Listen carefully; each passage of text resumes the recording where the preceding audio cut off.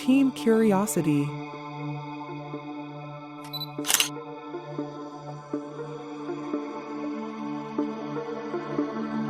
There are two different theories explaining the reason for our existence in this entire universe. But they both have their own ways of explaining.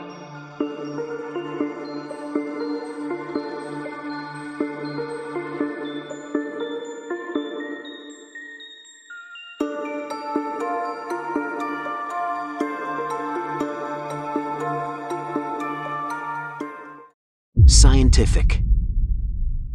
Scientists say that the currently available evidence suggests that something took place between 6 and 7 million years ago in Africa. Something happened to ignite the human lineage in the primate world. A distinct line of energetic apes emerged over several million years that would bring forth massive brains and learn to thrive in a world saturated with dreams. Nothing like them had ever existed. What gave rise to us? We don't have detailed knowledge of that transformation yet. And also there are two major unsolved problems in evolution. These are the origin of the basic features of living cells, and the origin of human consciousness. Even according to biology, natural selection itself does not create distinct traits. It only changes the proportion of variation that is already present in the population. So what was the actual reason for our existence? Something extraterrestrial? Mythological. Why did God create the world and us living beings? God is the universal soul or the consciousness of Paramatma. It is formless, genderless. The male Purusha is lifeless matter, and the feminine Prakriti or nature is Shakti or energy. The actions and deeds done by the non-living are called Kriya, and living is called Karma. There are various legends written about gods, such as the Mahabharata and the Bible. Every Kriya has a Pratikriya, that is, every action of non-living has a reaction. And every Karma has a Pratifal, means every action of a living has a consequence. Purusha, Prakriti, and Paramatma are governed by this unified law. And under no circumstances can anyone change or break this law. Paramatma and Prakriti cannot be created or destroyed, they can only change their forms, which means soul and energy cannot be created or destroyed, they only change their forms. But it is his karma that will decide whether the soul will be able to return safely to Paramatma or wander into another body. There is a cosmic performance or lila between Paramatma and Prakriti in order to bring Ananda, means happiness, to Purusha. This may sound unreal, but they were written thousands of years ago. It was not possible to make these types of stories through imagination because the powers that gods were having in those stories were very divine and unimaginable. So, is it true that the writers of these ancient books have seen those gods? Why do gods leave us alone?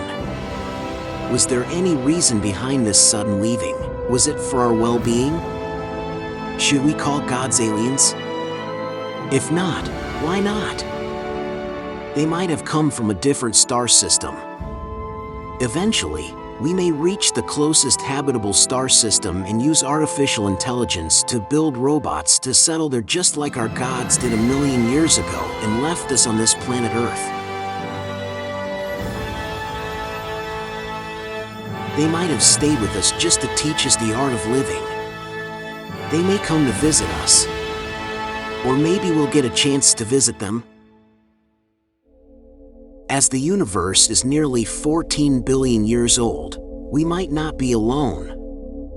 Or maybe we are the last civilization in this entire universe. Observing how it ends. Possibly a gateway will allow us to go back in time and see who the gods were. Should we use artificial intelligence to know what God actually is? Can artificial intelligence find the way to meet those divine gods? Maybe after a few more years, artificial intelligence will discover the reality of dark theories of our occurrence?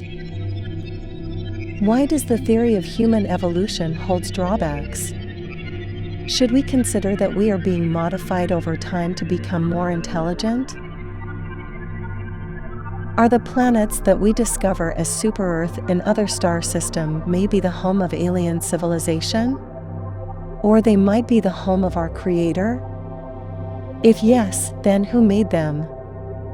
They might also have their own gods who created them just like they created us? In near future, the artificial intelligence may find a way to use tremendous amount of energy and applying it to travel through the dark stellar. The main conclusion is that we are not alone. We are surrounded by many extraterrestrial civilizations. Over time, as humans develop the actual way to search for them, it will be science fiction for most of us. But imagine that we are just taking handful of water from ocean and just thinking that there is no aquatic life in the ocean water. But there is a lot of life under the sea. It may also apply to our universe, where the water serves as the entire cosmos and aquatic life represents extraterrestrial civilizations. Since the cosmos is infinite, we cannot ignore this reality.